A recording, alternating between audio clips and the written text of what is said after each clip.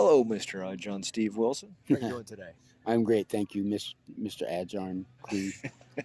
Ajarn Juice for Verka, Aaron, my friend. Awesome.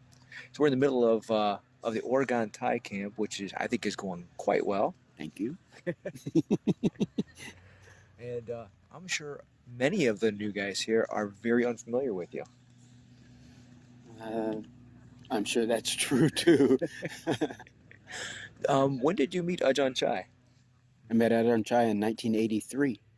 It was, man, this whole story will take a long time. But I first saw Thai boxing when I went on R&R from Vietnam. And it was crazy. I loved it. I went to the fights and a guy got cut and the doctor stopped the fight and the crowd went crazy, jumped in the ring, punching on the fighters, punching on the referee, punching on the doctor. The doors on the side of the stadium opened up and a big truck backed in and a bunch of soldiers jumped out and herded those guys into the truck, shut the door, and drove off. I thought that's the most amazing thing I've ever seen in my life. So I was at a Ajarn Dan Inasano seminar, and he was talking about this friend of his who kind of stood kind of funny, didn't really look threatening at all, but was like really fantastic kicker. Right? And I thought, well, that's Thai boxing.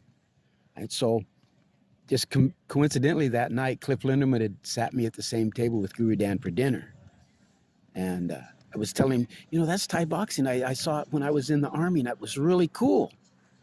And Guru Dan was sitting there, and I didn't know how shy he was at that time. And he just kind of nodded, and he goes, well, I have to make a phone call. And he got up and left the table and went to this payphone that was on the wall. And I thought, wow, that's interesting. But then, it was in Seattle. So the Bruce Lee connection, he knows a million people in Seattle, right? And he come back and he sat down at the table and he goes, I just called my friend Chai and he's going to come up and do a seminar in March here in Seattle. It's like, oh, thank you so much. So I have a little cough here. No problem. So that's how I met Master Chai, and then we had an instant bond almost. I think probably because we're close to the same height and it's easy to demonstrate with somebody your same height. Plus, I always understood every single thing he said. I had no accent issues with his voice at all. And ever since then, it's just been a fun time. Took us a long time to get the camp going. But then when Mike and Carol and Bruce Raymer and his wife Jan and myself, we found Silver Falls, and it started there. And then we were hoping for 5 years. Camp is far exceeded expectations, to say the least, but we outgrew Silver Falls. So then we moved to Camp Wilkerson.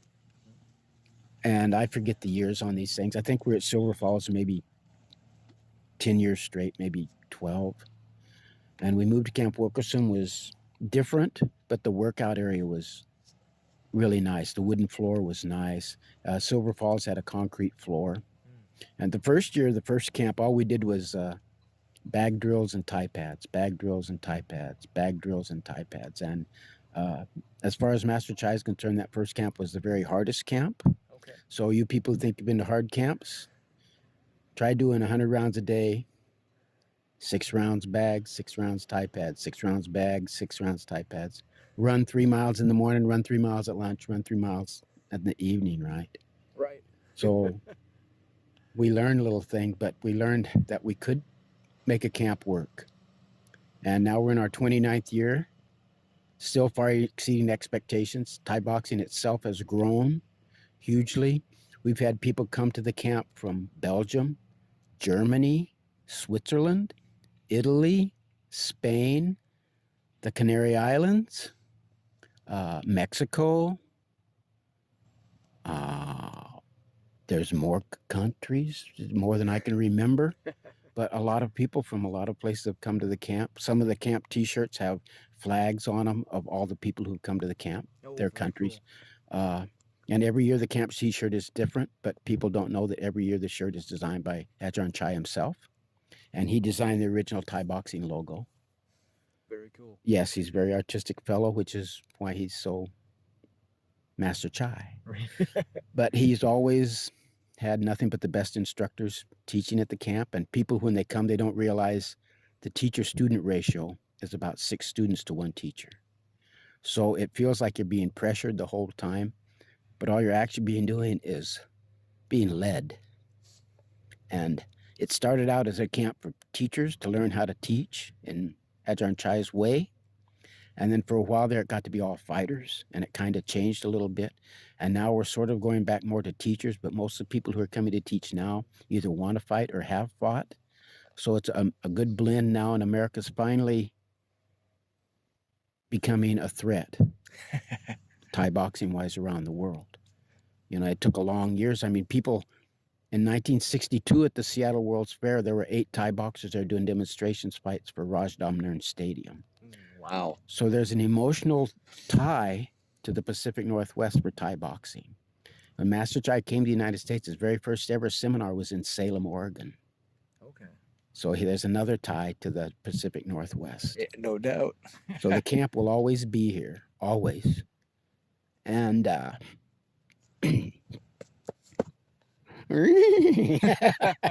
have to stop my foot.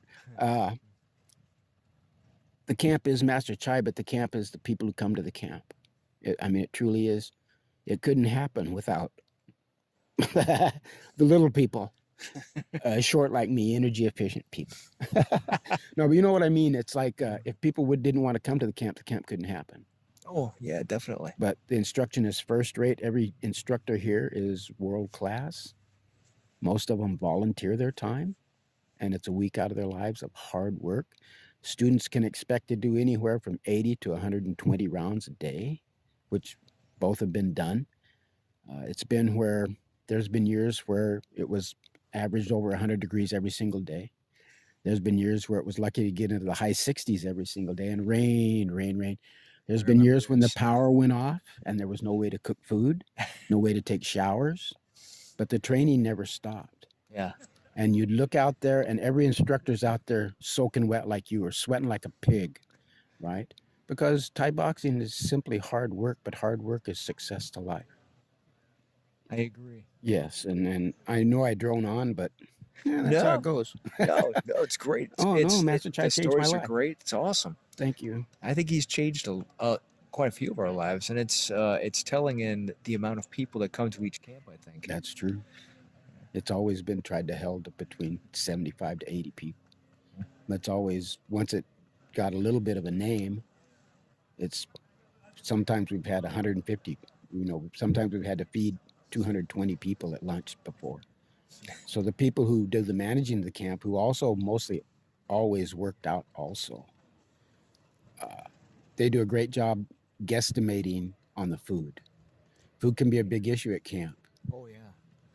Yeah, that's quite a bit of bellies that are hungry after a really hard workout. Yeah. And they come back, and maybe Ken Koenig was working in the kitchen and lit the oven at the wrong time, blew his hair and eyebrows off, and they couldn't cook for a couple hours in there. And that's just how it goes. But you can't stop training. None of us stop training. Look at Ajarn Dan plays the drums the whole time. And if you think that's easy, it's not easy. So outside of Thai boxing, you've had experience in other Thai arts, have you not? Yes, I have. Yeah. Yes, I have. Master Chai told me he wanted me to go to the Budai Swan and learn Krabi Krabong. So I went to the Budai Swan and learned Krabi Krabong, which most people can't pronounce, but it's just Krabi Krabong. Some people think it means sword and spear or sword and staff, but I was told it just means short and long. So they divide their weapon into 2 principles of short weaponry and long weaponry. And also Krabi Krabong is, it's not a fighting art, it's a war art. And so there's not really a lot of duels per se. Okay. So there's strategy and tactics involved in the movement of your people, and how you set your people up, which weapons are where in the movement, and how to move as a group and fight as a group. But just like Thai boxing, when you first experience it, it feels like Master Chai standing on your stomach holding the Thai pads for you. Right? It's just like the forward pressure is incredible. Even when you're attacking, the forward pressure from the person defending. And you can see my personal and not really humble opinion, is that the martial art that best combines the weapons with the empty hand and looks the same either way is Muay Thai / Krabi Krabong. Awesome. Master Chai always told me anything you can do with a sword, you do with your elbows. The elbows are the swords. You notice whenever he says throw your elbow, he wants you to cut them, Yes. cut them. And it's like the idea being if you can cut them on the right part of the head, they'll have to stop the fight. It's a good victory. Which often happens in Muay Thai. Oh man, the guys were just this morning at the table. Well, actually this afternoon, but it was breakfast. They were passing around pictures of people who got elbow cut in fights. I mean, and just like some guys got cut pretty bad. Man, yeah, yeah. I heard of one that had 60 stitches from the top of his forehead down past his nose. Yeah, that's Ajarn Chai was telling that story, and it's probably somebody he knew from way back when, or just recently because he definitely keeps up on what's going in the world of Thai boxing.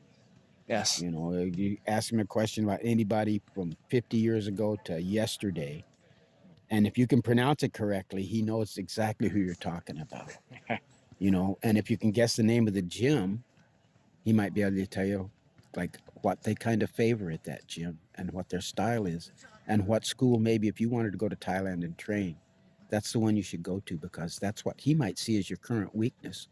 Or it might be that's what you want to do. So sure. It's the Thai way is it's just learn as much as you can as often as you can and put a big smile on your face. That's awesome. Oh, thank you. That's awesome. So you're saying that Enough about me, but what about you? so you're saying that between Ajahn Chai and his association, the World Thaiboxing Association's definitely had a big impact on your life. Oh, yeah. Yes, very much so. A very positive impact. Not that I wouldn't have had the same kind of life, but through Muay Thai and martial arts in general, you meet everybody. You meet a doctor, you meet a lawyer, you meet a chemist, you meet a school teacher, you meet a policeman, you meet a crossing guard, you meet a grave digger. You meet everybody, you know, and you find out what life is all about. And I think about people like Ajarn Chai and Ajarn Dan, and it's like they're citizens of the world. And I've been to 2 or 3 countries, but I'm really a citizen of the United States. And even more so, probably a citizen of the little town I live in. And so my viewpoint of how people are is really, really different. So it's good for me to get exposed to people from other countries and to people who've been to every country. You know, Master Chai, he never wants to stop the camp because it's the one time that maybe somebody they save up for 10 years to come to the camp and it's going to change their life because they're a poor person, you know. And Krabi Krabong, it's a war art. Muay Thai means free fighting. Muay means fight, Thai means free. It can mean fight free, fight to be free, fight to stay free. The key word is free. Free. It's really an art of the people to keep the government from just ruining your lives or whoever. You know, it's just it's like the Beatles said, you got to free your mind instead because you really can't change the physical world that people are in, but you can change your mind and be a lot happier in it. Agreed. You know, oh yeah, you may as well be happy. It only takes one to change the world, and I think Ajahn Chai has proven that. Yeah, it's proved it to me many times. Many times. Just a weird story, but so people will know. Everybody knows Ajarn Chai's seminars used to have a reputation for being hard. The last hour was always 5 kicks, 10 knees, 5 kicks. The last hour, and then he'd hold Thai pads for everybody. Right? And I swear on a Bible that the first 11 seminars that I went to Master Chai, I threw up twice a day, Saturday and Sunday. And he was so proud when I didn't throw up. I mean, he was so proud. But, you know, I know hard work, I thought, and I do. But it's nice to have to do it every now and then. Very cool. No. Yeah. Thank you so much, Ajarn. Oh, you're welcome. This has been very enlightening. It's a great interview. And thank you for all the work you do inside the Thai Boxing Association. Yep. And all I can say is that, everybody's heard Master Chai or Ajarn Chai say it a million times. I can do it. You can do it. But it's people like me who prove it. If I can do it, you all can do it. Awesome. Yeah. Great Thank you very advice. much. Oh, thanks. Sawadee ka. Oh, Sawadee Kap. Kap Kumma Kap.